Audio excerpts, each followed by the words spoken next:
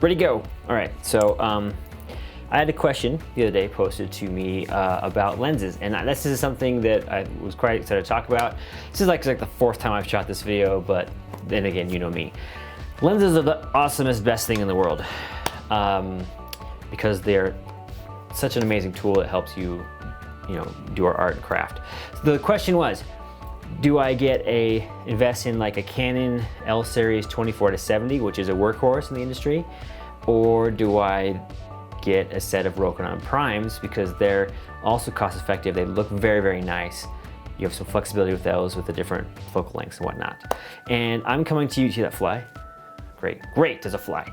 But I'm coming to you guys to say, at this point in time, I want to say neither. Do not do either one of those things, because I've been looking at that exact same problem going, okay, what do I do? I have both of those lens systems. I have the Canon L series, I have the 24-70, I have the 7200, which covers the whole wide gamut. They're 2.8 across the board, which is a pretty fast lens, or they're both lenses, two lenses, they're both fast. But then you have the Rokinon Primes, which are very sharp, precise, nice, very cinematic. You have a full range. I think I have the 14, the 24, the 35, the 50, the 85. I don't own the 135. I've borrowed it a couple times. I want to get it. Anyway, that also covers a wide range, and they're very fast. They're faster than the Canon zooms, and they're very sharp, and they look very nice, and they're beautiful. So. And I can't remember how much the whole set is nowadays, but they're very affordable compared to a number of options out there.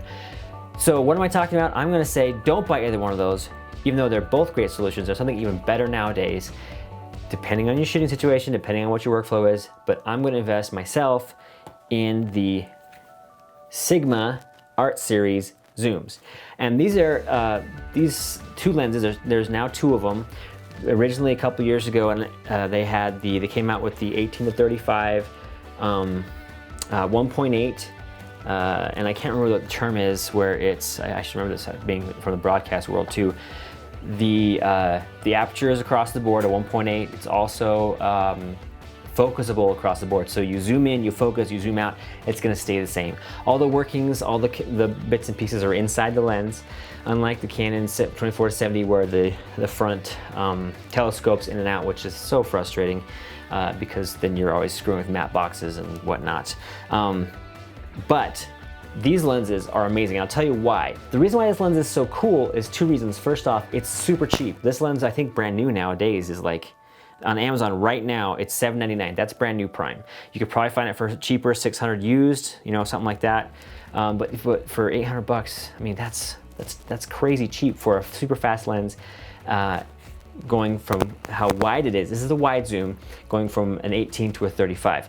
Now the reason why it's so inexpensive is because it is not a full frame lens. So I'm sorry all you 5D guys out there, your Sony guys out there, your full frame sensor guys, this is not for you. This is built for us guys who are still shooting Super 35 sensors, Red, Blackmagic, all these cameras that are kind of more the cinema side of things, which is totally fine. I'm used to that.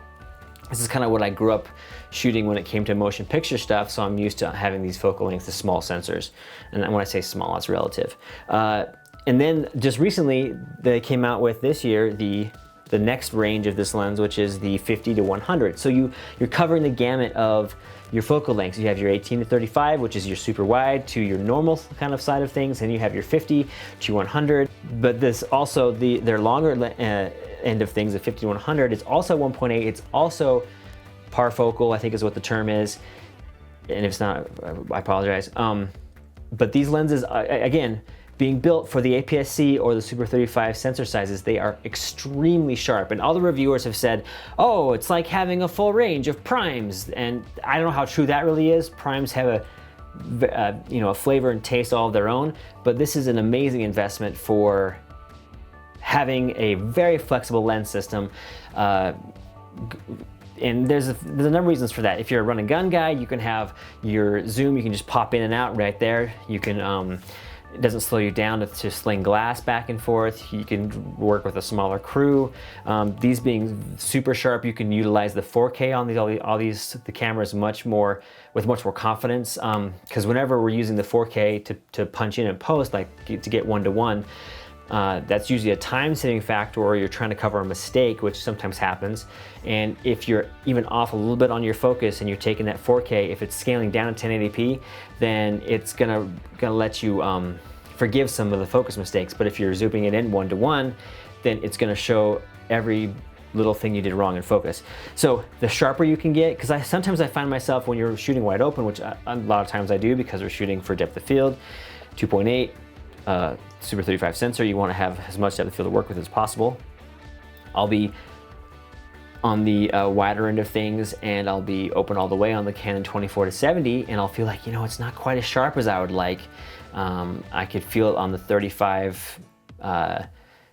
Rokinon's going to be way sharper if it's stopped down a little bit, you know, whatever it is, but this supposedly is going to be a crazy sharp lens, and all the examples that I've seen show that it is. So, oh, I didn't even mention the price on the 50-100 is brand new. It's like $1,000, $1,200 maybe. So for about $2,000, you could be into a full lens system that covers the whole range of focal lengths you're going to need.